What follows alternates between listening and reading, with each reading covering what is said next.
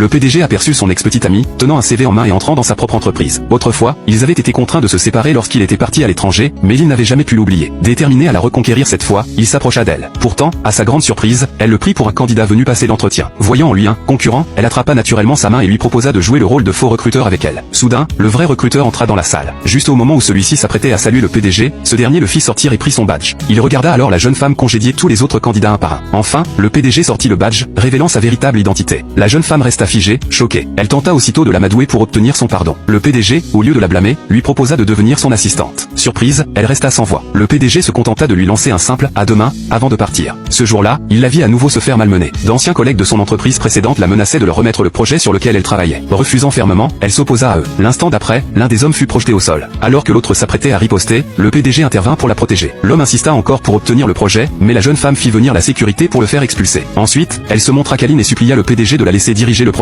Mais, à sa grande surprise, il lui imposa une condition, vivre avec lui. Outrée, elle refusa catégoriquement et lui administra même une bonne raclée. Pourtant, la seconde d'après, elle se retrouva chez le PDG, en train de lui préparer un repas. Après son départ, le PDG décida de l'intégrer officiellement à l'équipe projet et de la nommer décisionnaire finale. Le jour suivant, le directeur demanda à la jeune femme de collaborer avec un collègue. Ce dernier se moqua d'elle et la traita comme une subalterne en lui demandant d'aller lui chercher un café. C'est alors qu'elle reçut la notification l'informant qu'elle était désormais la décisionnaire finale, ce qui la surprit énormément. Face aux railleries de l'homme, elle révéla calmement qu'elle était désormais responsable et annonça la rupture du partenariat. Personne ne la crut. Le directeur menaça même de la licencier. Lorsque l'homme leva la main pour la frapper, le PDG surgit et l'arrêta. Ne voulant pas causer plus de problèmes, la jeune femme entraîna l'homme hors de la pièce. Le jour de la cérémonie de signature, tout le monde attendait l'arrivée du décisionnaire. La jeune femme fit son entrée et déclara qu'elle était la décisionnaire. Elle annonça officiellement l'annulation de la collaboration entre les deux parties. Cependant, personne ne la prit au sérieux et ils exigèrent qu'elle prouve sa position, menaçant même de la frapper. C'est alors que le PDG fit son apparition. Il se présenta comme son témoin, confirmant son autorité.